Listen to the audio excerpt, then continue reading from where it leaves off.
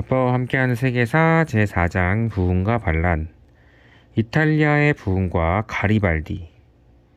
지금이 1850년이라고 쳐. 내가 미국 사람이라면 너의 지도자는 미국 대통령이야. 네가 스페인 사람이라면 너는 스페인어를 사용하고 스페인 국기 앞에서 경의를 표할 거야. 내가 프랑스 사람이라면 너는 프랑스의 국왕에게 충성을 서약하겠지. 그런데 1850년에 내가 이탈리아 사람이라면 그것은 단지 내가 지중해를 향해 장화처럼 길게 뻗어내린 유달리 바위가 많은 반도에서 살고 있다는 뜻일 뿐이야. 그 반도에는 12개도 넘는 자치주들이 어깨를 맞대고 있고 각 자치주들은 거의 전부가 이탈리아라고 불리는 나라가 아니라 오스트리아라는 제국에 속해 있었어. 이탈리아라는 나라는 아직 없었단다. 오스트리아의 어느 귀족은 이탈리아라는 이름은 단지 지리학적인 용어일 뿐이라고 말할 정도였어. 그러나 1820년에서 1860년 사이에 이탈리아의 여러 자치주에 살던 사람들이 이탈리아는 단지 지리학적 용어로만 그쳐서는 안 되고 하나의 버젓한 나라가 되어야 한다고 생각하기 시작했어. 이탈리아의 반도의 모든 자치주에서 오스트리아 지배를 털어버리고 서로 합쳐서 하나의 나라를 만들어야 한다고 희망을 품은 사람들이 모여서 비밀 단체들을 만들었단다. 최고의 완벽한 도사들, 카르보나리 등의 이상 야릇한 이름을 가진 비밀 단체들은 자기들끼리만 통하는 암호화 신호를 가지고 있었고 신비스러운 의식을 치르고 아무도 모르는 곳에 숨어서 모임을 가졌단다. 회원들은 하나같이 머리를 길게 기르고 수염도 더부룩하게 길렀어. 도적을 잡으려고 거리를 순찰하던 경찰들이 그들을 보고 의심이 들어 체포를 하면 이발소로 끌고 가서 머리부터 깎게 했다는구나. 비밀단체 회원들은 이탈리아가 오스트리아의 지배에서 기어이 벗어나기 위해서는 단지 비밀 모임을 가지거나 머리를 길게 기르는 것만으로는 되지 않는다는 것을 잘 알고 있었단다. 여러 자치주들을 합쳐서 하나의 나라를 만든다는 것이 모든 비밀단체 회원들의 똑같은 희망이자 소원이었지만 그 나라가 어떤 형태의 나라여야 하는지에 대해서는 서로 의견을 달랐어. 이탈리아가 국민이 스스로 지도자를 선출하여 법률을 만드는 하나인 공화국이 되어야 한다고 생각하는 단체들도 있고 로마 카톨릭 교회의 수장이자 이탈리아의 도시 로마에서 살고 있는 교황의 영도를 받는 나라가 되어야 한다고 생각하는 단체들도 있고 국왕이 다스리는 나라가 되어야 하며 그 국왕으로는 여러 자치들 중에서 가장 강력한 북부의 피에몬테 샤르데냐주의 왕이 좋겠다고 생각하는 단체도 있었단다. 1831년 카르보나리라는 이름의 비밀단체가 서로 생각이 다른 여러 비밀단체를 하나로 모아서 오스트리아의 지배에 항거하는 반란을 일으켰어. 그러나 오스트리아는 당장 군대를 보내서 반란군을 진압했어. 수백 명의 비밀단체 회원들이 체포되고 주모자들은 교수형이나 총살령을 당했단다. 반란 주모자들 중에 주세페 마치니라는 사람이 있었는데 그는 용케 도망을 쳤어. 그는 카르보나리의 다른 지도자들이 체포되고 사형당하는 것을 보고 겁에 질리지 않을 수 없었어. 하지만 그는 독립을 위한 투쟁을 단념할 생각이 티끌만큼도 없었단다. 그래서 그는 청년 이탈리아 당이라는 이름의 새로운 비밀단체를 만들었어. 청년 이탈리아 당의 당원들은 모두 나이가 40살 아래이고 각자 소총과 신발의 총알을 지녔어. 그들은 당시로부터 200여 년 전의 르네상스 시대에는 이탈리아의 여러 자치주들이 저마다 자유와 강력한 힘을 가지고 있었다는 사실을 잘 알고 있었어. 그리고 현재 이탈리아의 모든 자치주들은 반드시 그렇게 되어야 하며 더 나아가서는 여러 주들이 합쳐서 하나의 이탈리아 공화국을 만들어야 한다는 뜨거운 희망을 품고 있었단다. 하나의 이탈리아 공화국을 만들기 위한 이 운동을 리소르지멘토라고 해. 이탈리아 여러 자치주의 군주들과 오스트리아의 귀족들은 마치니를 몹시 두려워했단다. 마치니는 신이 그에게 이탈리아를 압제해서 해방시키라는 명령을 내리셨다고 믿었어. 그는 늘 검은 옷을 입고 다니면서 나는 지금 이탈리아를 위해서 통곡하고 있다라고 말했다는구나. 그리고 폭군을 압살하는 것은 도덕적으로도 사회적으로도 정당한 행위라고 설교했어. 그는 줄리어스 시저를 암살하는 데 가담했던 로마의 원로 의원 브루투스를 영웅 중의 영웅으로 숭배했어. 곧 오스트리아는 청년 이탈리아 당에 가입하면 범죄 행위로서 사형을 처한다고 선언했어. 그러나 청년 이탈리아 당은 계속 커져갔어. 주세페 가라발디라는 이름의 젊은 해군 선원이 마치니의 청년 이탈리아 당에 가입했는데 그는 곧 마치니의 오른팔이 되어서 오스트리아에 항거하는 또 한 번의 반란을 모의하고 실행했단다. 그 또 한 번의 반란은 1848년에 시작되었어. 북쪽의 강력한 자치주 베네치아로부터 남쪽으로는 로마시에 이르는 지역에서 전투가 벌어졌어. 전투가 갈수록 치열해져서 유혈이 난무하자 교황은 로마를 버리고 남부의 왕국으로 아직도 오스트리아의 보호를 받고 있는 나폴리로 도망쳤어. 교황은 유럽의 모든 로마 카톨릭 국가의 국왕들에게 편지를 보냈어. 어서 빨리 군대를 보내 청년 이탈리아 당 당원들을 로마에서 내쫓아달라고 애원했단다. 프랑스가 교황의 부름에 응답했어. 프랑스 군대를 실은 배가 이탈리아 해안을 향해 항해했어. 그들은 로마에서 가까운 곳에 착륙하면 별 저항을 받지 않고 로마로 진격할 수 있을 거라고 생각했어. 그러나 그들은 착륙하자마자 청년 이탈리아 당의 자원자들로 구성된 군대의 공격을 받았어. 가리발디가 그 군대를 지휘했는데 그들은 그야말로 맹렬하게 싸웠단다. 프랑스군의 어느 장군이 이렇게 말했단다. 그들은 꼭 악귀처럼 싸웠다. 심지어 짐승처럼 소통과 이빨로 우리를 물어뜯는 것 같았다. 그러나 가리발디가 이끈 혁명군은 전투 경험이 전혀 없는 자원병사들인 반면 프랑스 군대는 잘 훈련된 병사들이었어. 그들은 로마를 향해서 밀고 들어갔어. 가리발디는 3주일 동안 끈질기게 맞서서 싸웠지만 마침내 병사들과 함께 달아나지 않을 수 없었단다. 북쪽의 베네치아에서도 혁명군이 크게 밀리고 있었어. 오스트리아 군대가 반란군의 진영을 향해 행군했어. 그들은 대포와 성능이 훨씬 뛰어난 소총을 가지고 있었고 심지어는 공중에서 떨어뜨리는 최초의 폭탄도 가지고 있었단다. 병사들이 열기구를 타고 베네치아 상공으로 날아가서 혁명군의 머리 위에 폭탄을 떨어뜨렸던 거야. 오래지 않아서 베네치아 혁명군은 항복하지 않을 수 없었어. 겨우 몸을 피한 마치니는 런던으로 도망가서 숨었어. 가리발디는 미국으로 도망쳤단다. 그리고 오스트리아는 이탈리아의 자치주들을 되찾았고 교황은 로마로 돌아갔어.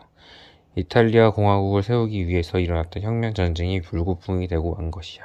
그러나 혁명 지도자들은 아직 단념하지 않았어.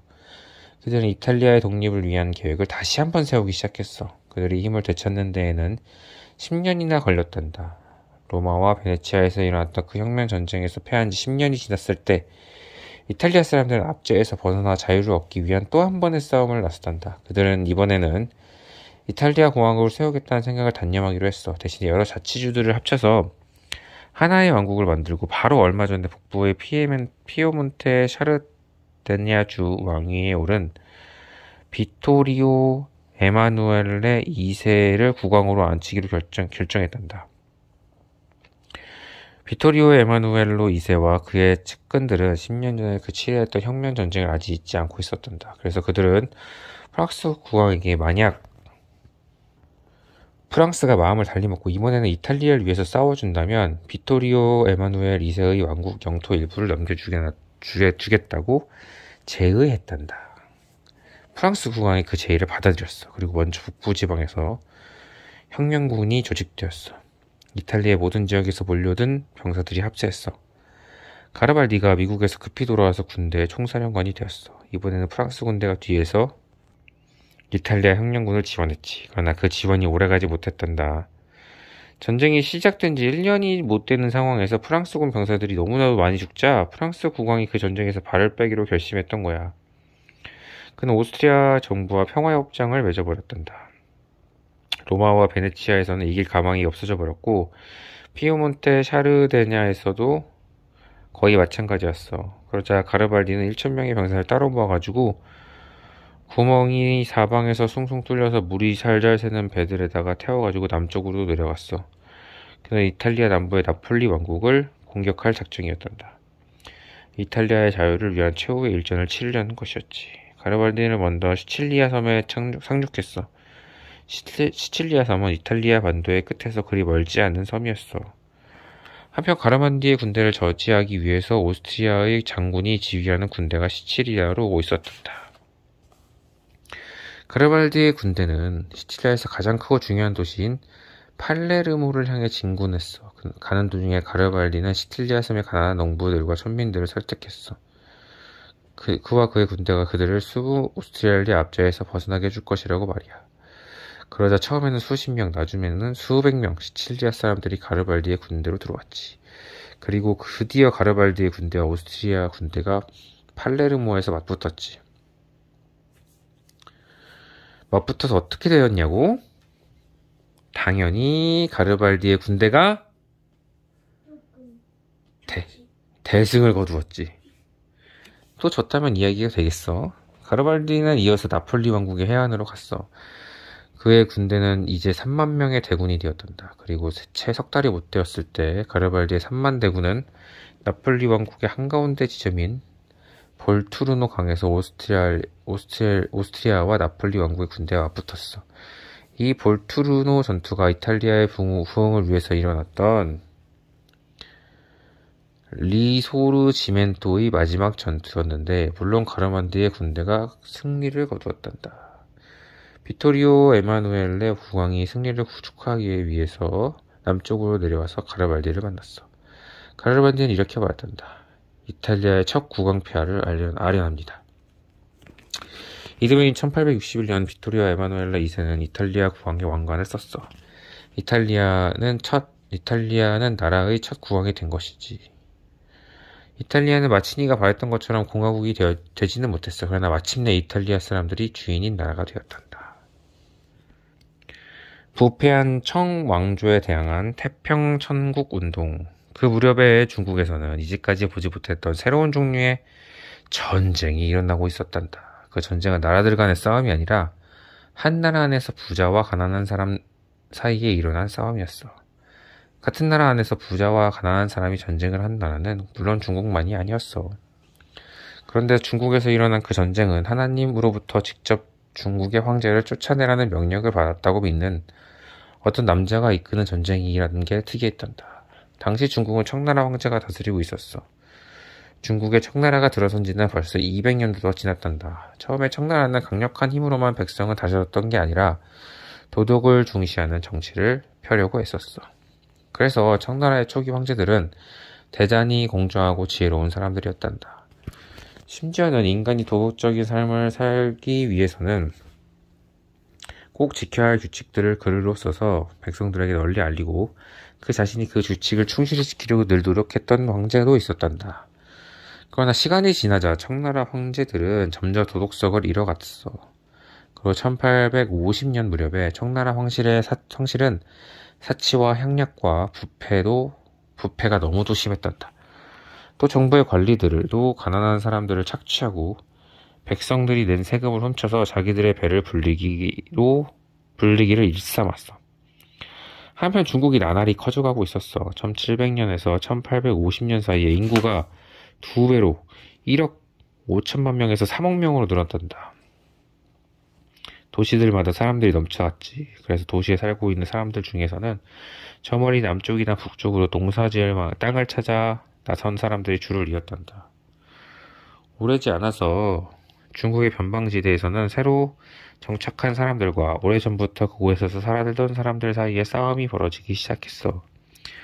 그 지방의 관리들은 새로 이주해 온 사람들에게 세금을 더 무겁게 물리거나 아예 내쫓으려고 하는 온갖 가혹한 짓을 했단다. 그런데 중국은 또 날이 갈수록 가난해지고 있었어.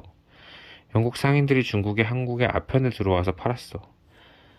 아편이 왜 해로운가 하면 그것에 맛을 들인 사람은 거의 반드시 중독이 되고 중독이 된 사람은 거의 반드시 아편을 끊을 수가 없게 되기 때문이야. 그런데 영국 상인들은 아편을 팔아서 버는 만큼 중국의 상품을 사가지 않았어. 그러니까 중국에서 들어오는 돈보다 중국으로 들어오는 돈보다 중국에서 빠져나가는 돈이 훨씬 더 많을 수밖에 없었고 중국은 날이 갈수록 가난해지는 게 당연했던 거야. 중국인 노동자들은 일자리를 찾을 수 없었고 굶기를 밥 먹듯이 하는 사람들이 수두룩했단다. 게다가 세금까지 점점 올랐어. 가난한 중국 사람들은 굶주린 배를 움켜쥐고 절망에 신음하며 간신히 목숨이나 부지하며 살고 있었던 거야. 그래서 그들은 조금이라도 더 잘 살게 해주겠다고 약속하는 사람이 나타나면 덮어놓고 따라 나설 준비가 되어 있었단다.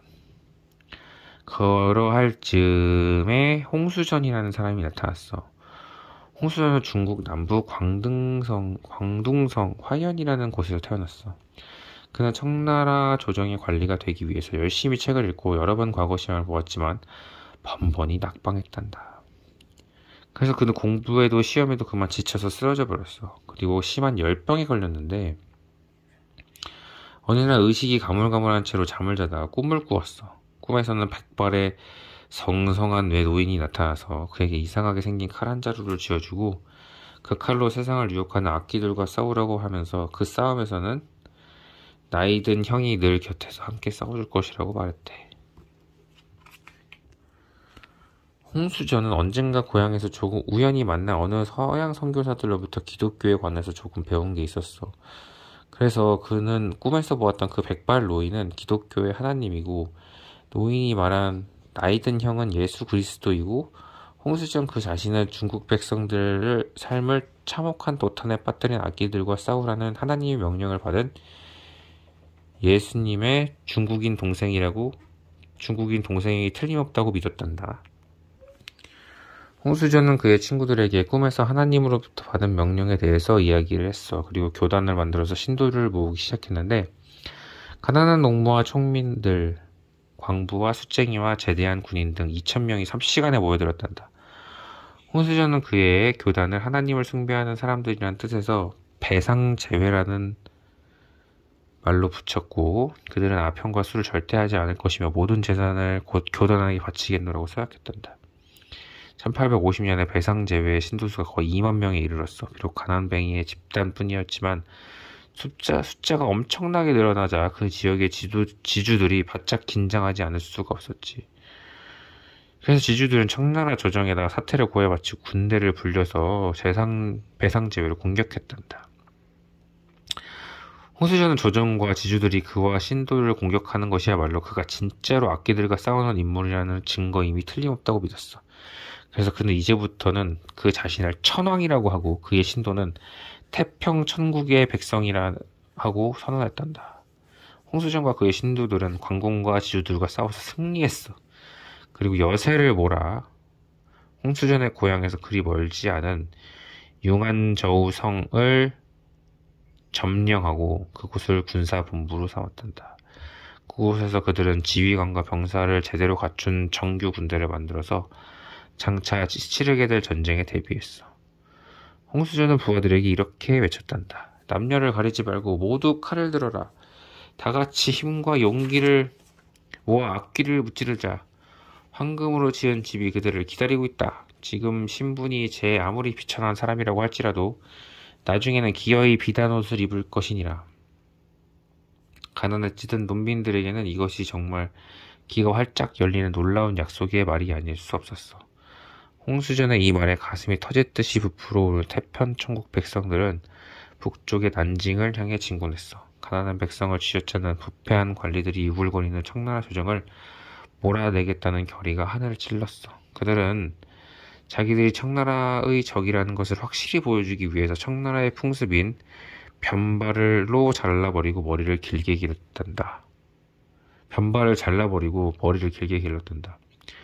태평천국군은 난징을 향해 진군하면서 평소에 온갖 나쁜 짓을 저질렀던 지주들과 탐관오리들을 공격하고 관청을 습격해서 부수고 세금 서류를 불태웠어.